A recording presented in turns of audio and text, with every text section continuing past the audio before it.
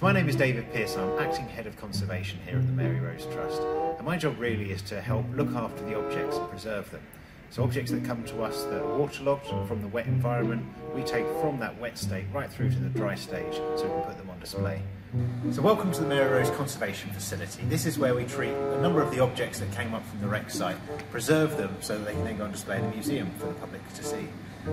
In the tank next to me we've got one of the anchors that was raised in 2005 in the most recent excavations from the wreck site.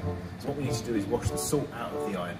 So we have a number of these tanks where we've got chemicals inside where we're washing that salt from the iron to remove it so we can then dry it to then put on display. If we don't, we can get problems with corrosion and the anchors falling apart.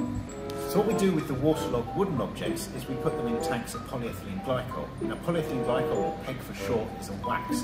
It's found in all sorts of household items like toothpaste, and it's used as a bulking agent. So what we use it for is with the wood, it's been under the sea, the cells get eaten away by bacteria and create voids that fill with water. So we then put the objects, immerse them in this tank of polyethylene glycol. The polyethylene glycol fills those voids, so when we come to dry it, the objects stay the same shape and the same size. So this is one of our large freeze dryers, and this is used for the drying of the wood, which we've treated in the polyethylene glycol. So what we do is we put the timbers inside this large chamber here and freeze it down to minus 35 degrees centigrade, which is really cold. And then we've got a side chamber that's even colder, minus 60 degrees centigrade.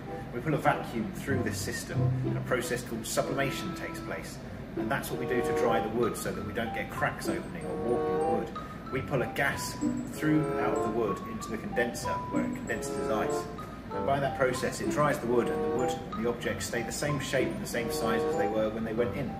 So once the wooden objects have been dried in the large freeze dryer, we can then surface treat them to remove any excess polyethylene glycol, make any repairs, so for arrows if the shaft's broken, and then we can bring them in here into our conditioned environmental store where we can store them ready for display or just for storage purposes.